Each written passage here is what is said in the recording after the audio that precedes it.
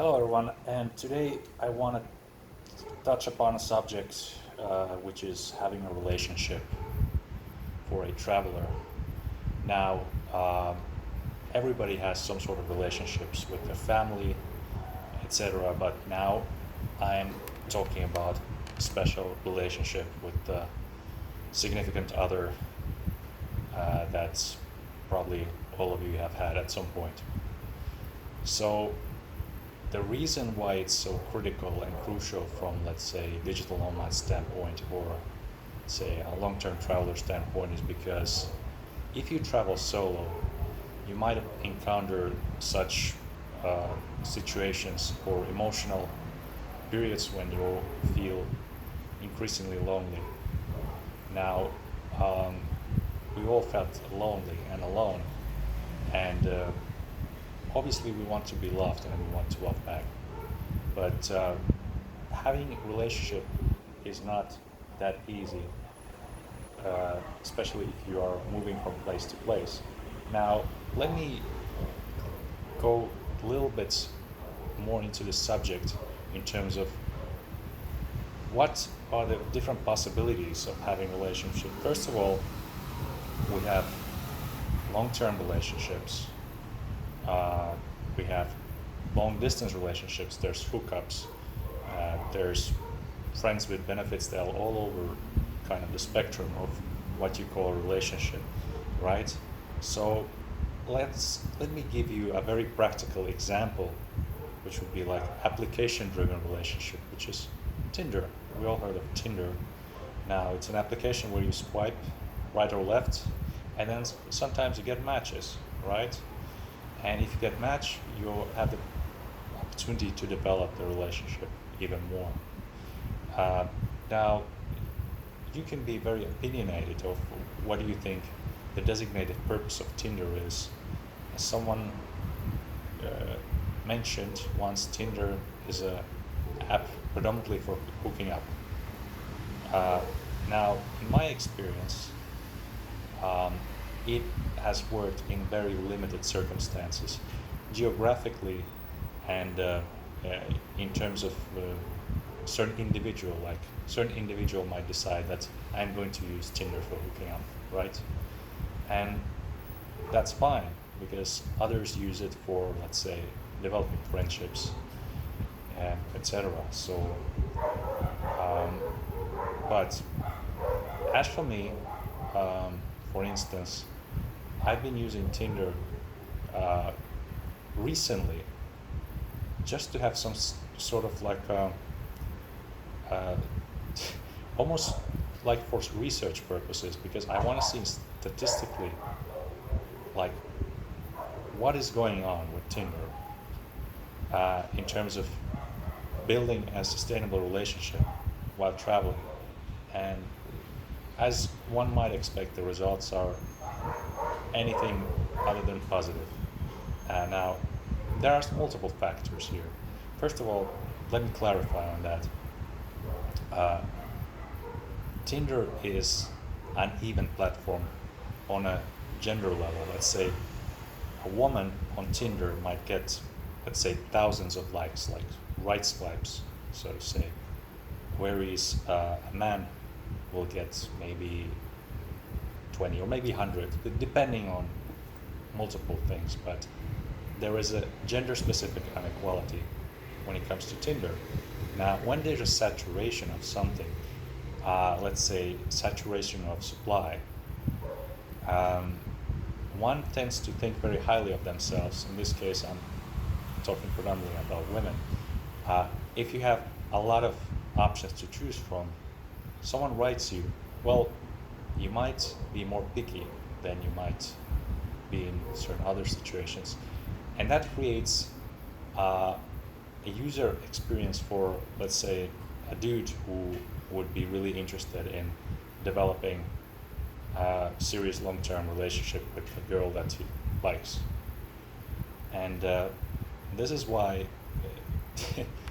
for a regular dude, Tinder is like uh, the exact opposite tool for developing a great self-esteem. Uh, but yet it's so addictive because with just a few clips, just a few swipes, you can be in touch. You can chat with multiple different individuals, and if nothing else, you can just admire them from their pictures, or in some cases, subscribe for their Instagram. And not denying that a lot of people are using uh, Tinder to get more Instagram subscribers. That is more than obvious.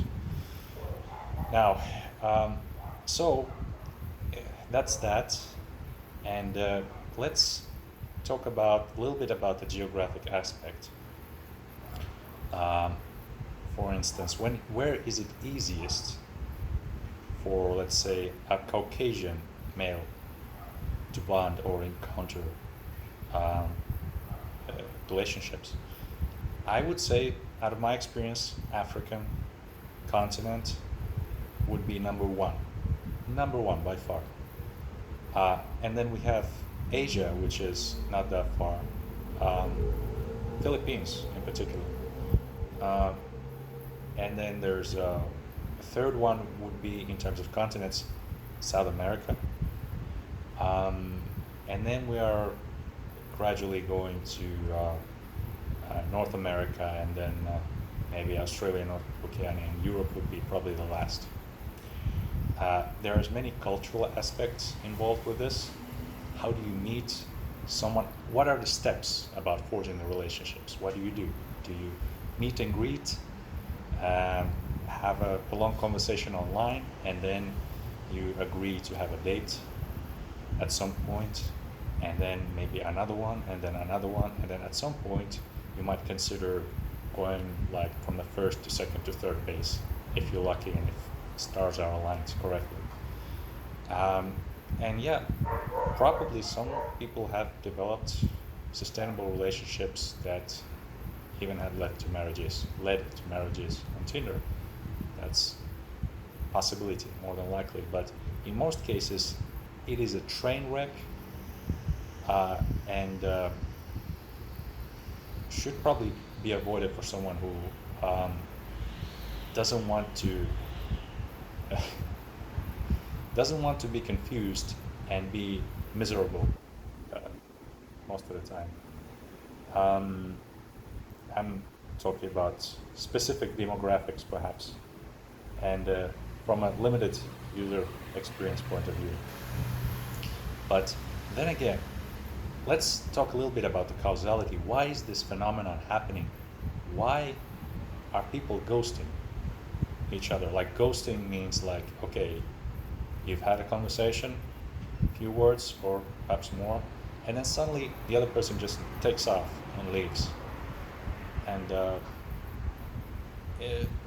a behavior that seems insulting but has unfortunately become like mainstream is, in my opinion, due to the abundance of choice, the simplicity of finding a way on the internet to the things that you are interested in, and abundance of options, obviously number one, so that oh, I found another option, so it means I don't have to waste my time with this option.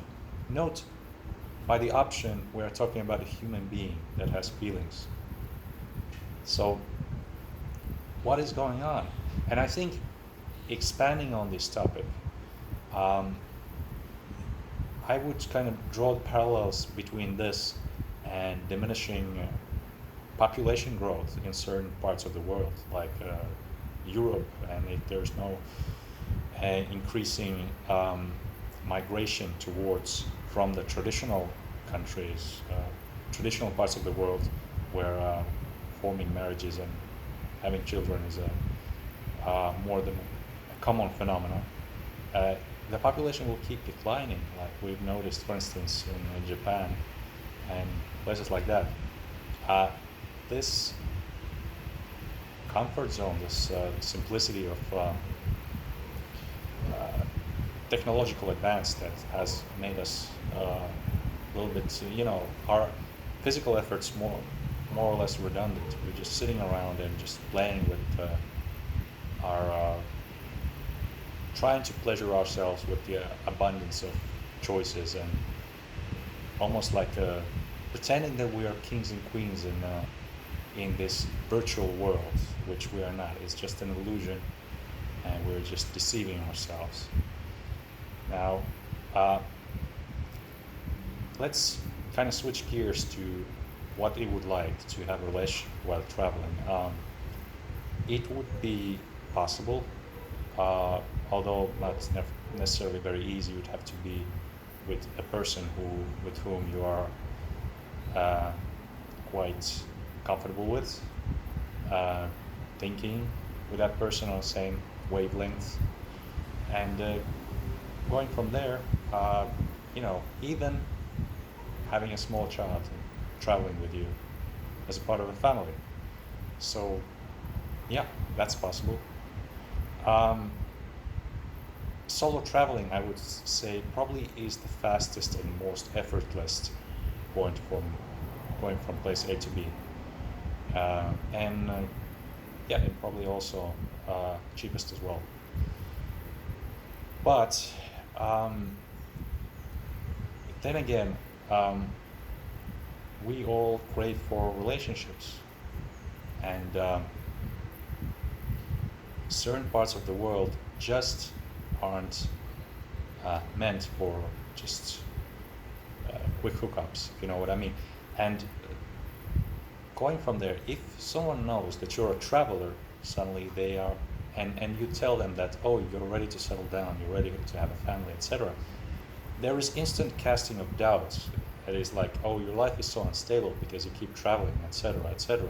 So you won't be taken seriously necessarily, and that's another kind of deterrent that I personally have encountered on multiple occasions.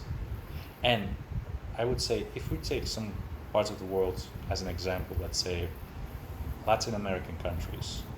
Now, Latin American countries, they, in their, like, let's say, women do swipe right quite often, more often than in North America or Europe, for instance, and that's fine, but it doesn't necessarily mean that they're ready for, let's say, immediate action or ready to meet you the next day, etc.